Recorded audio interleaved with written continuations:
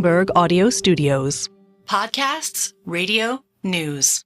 As we seize upon the voice of San Francisco, not just Nancy Pelosi, but the mayor of San Francisco, London Breed, is in Chicago, part of this convention, and with us right now at the table. Mayor, it's great to see you. Thanks for joining. Thank you. You have known Kamala Harris for a long time. You've been friends for 20 years outside of politics.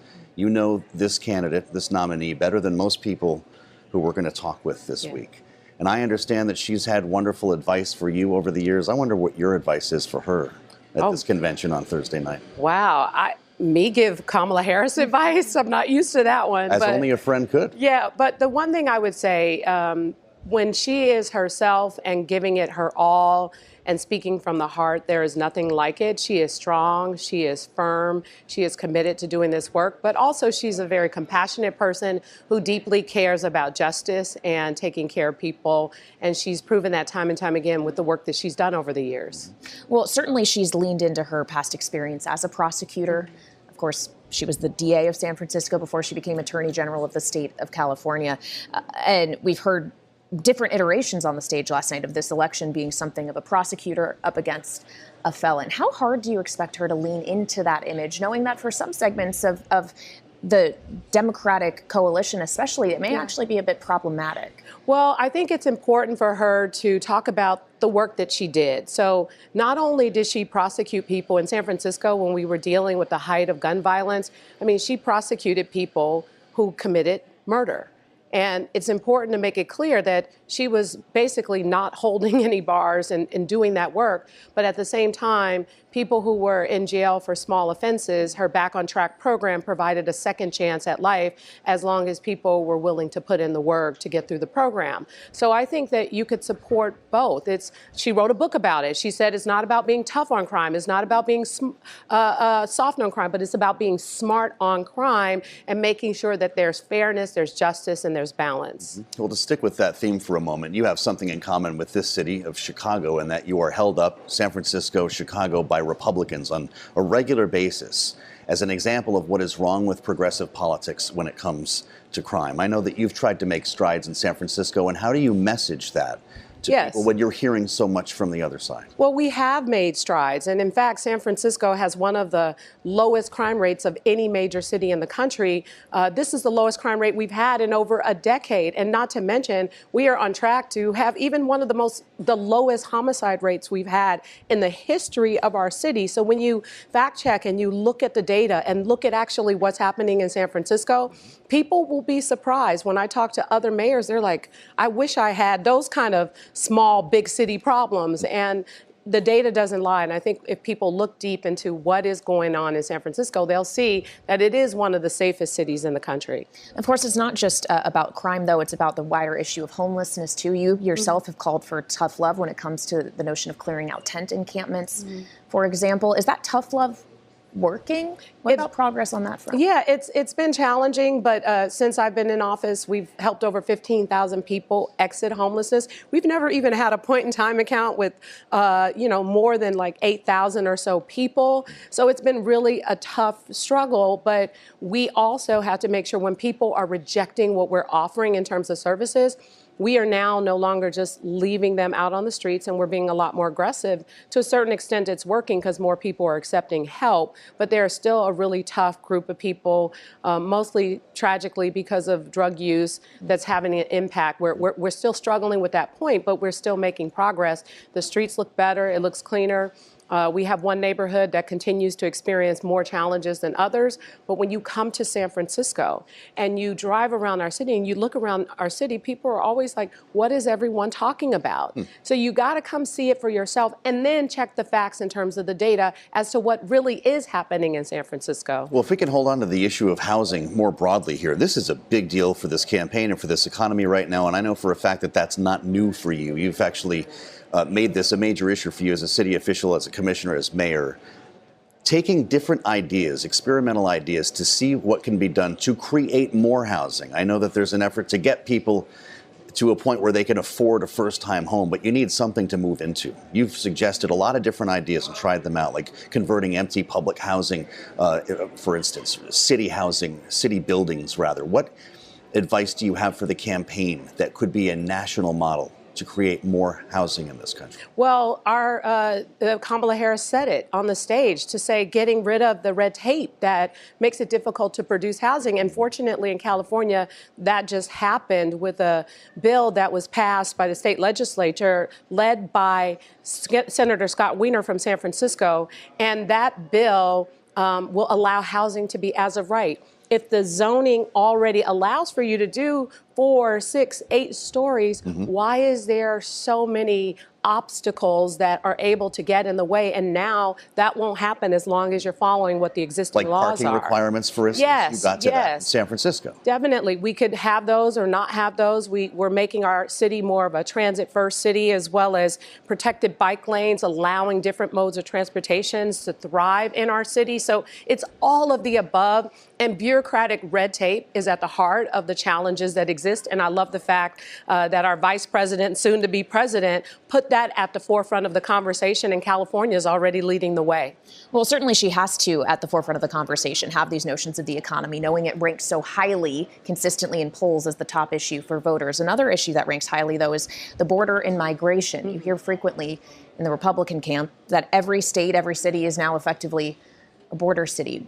How do you view that issue when it comes not just to the city of San Francisco, but the state of California as a whole, and what the appropriate, if we're going with a tough love kind of message here, way is to deal with migration and the border? Well, it's important for them to implement the plan that they're talking about to make sure that there's a significant level of accountability. But I also want to be very clear, because it's not just one thing. It's not just about people. It's also about substances. And in fact, the National Guard, the Drug Enforcement Agency, the U.S. Attorney's Office, who's working with us locally, and including our state representatives, the California Highway Patrol, the National Guard, they are all collaborating on using technology in a way that is, making arrests at the border for the illegal fentanyl that continues to come into cities like San Francisco. And so that aggressive effort using technology can help us address those issues, in addition to the challenges with people who are coming over the border.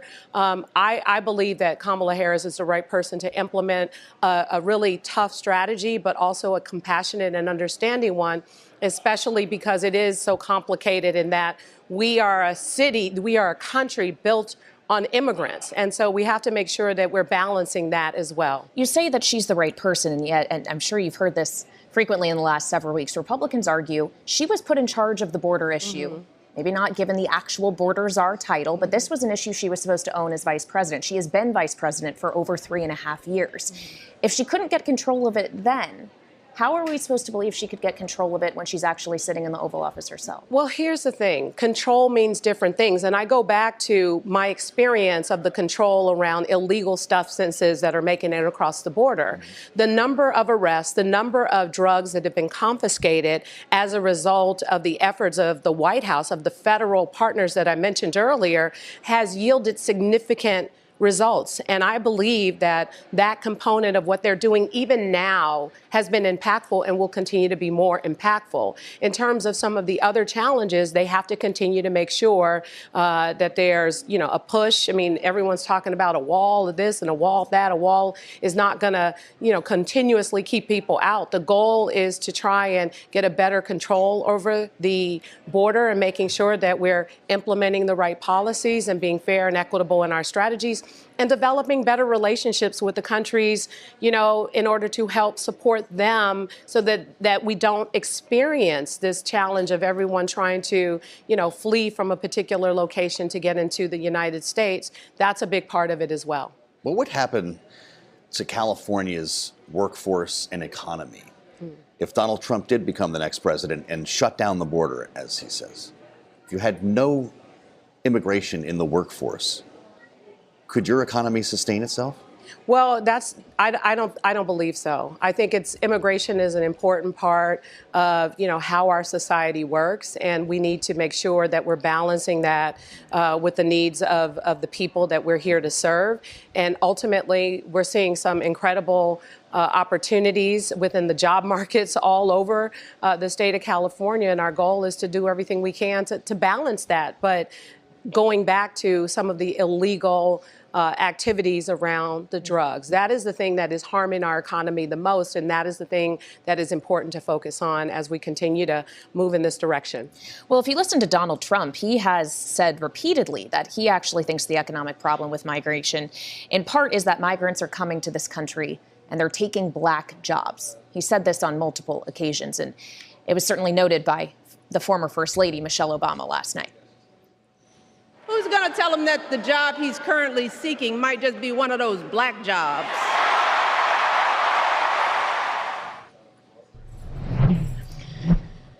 One of those moments I think we've all seen on social media a lot in the last 12 hours, certainly. But she, of course, was on that stage speaking as a black woman, and a powerful one at that, someone who was the First Lady of the United States, speaking on behalf of another woman of color who is now the Democratic nominee and will be formally accepting it on Thursday. You yourself are a woman of color as well. And I wonder, as we consider the historic nature of this candidacy, how the appropriate way to talk about that is, especially in the face of language like we're hearing from Donald Trump. Do you address it head on or do you ignore it?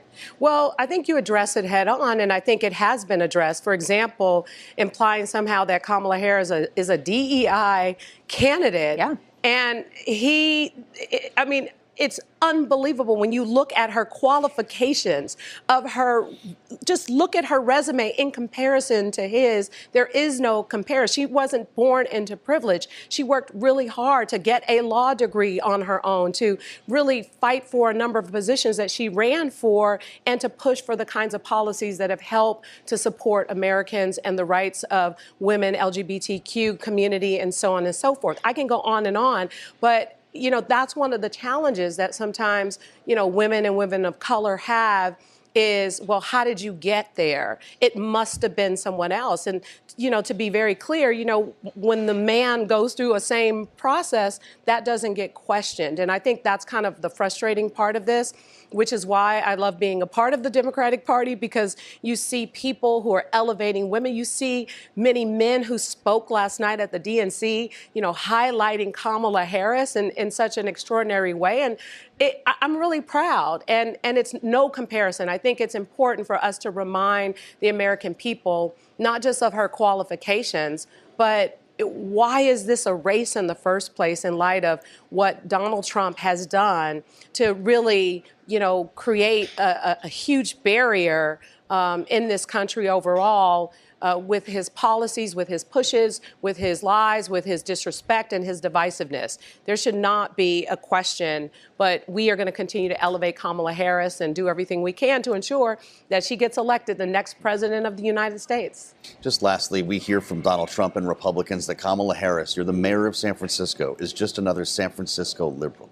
How do you respond to that? Well, I would respond, the Republicans continue to point to San Francisco, but at the end of the day, oftentimes they are picking up their iPhone, which was introduced in San Francisco, calling their Ubers or Lyft, companies started and based in San Francisco, to go to their Airbnb company still and started in San Francisco, and then to go and tweet something nasty about our city, which again was a company until recently in San Francisco. $34 billion of venture capitalist investment last year alone, the AI capital of the world. That's what I will say. You can continue to try and put out a narrative, but the facts tell a different story. And we point to the facts and the economy and everything that San Francisco stands for on the world stage. Everything that everyone is using as far as technology, it starts right in San Francisco. And again, we're looking forward to making sure Kamala Harris gets elected, because then San Francisco will be on a whole nother national stage.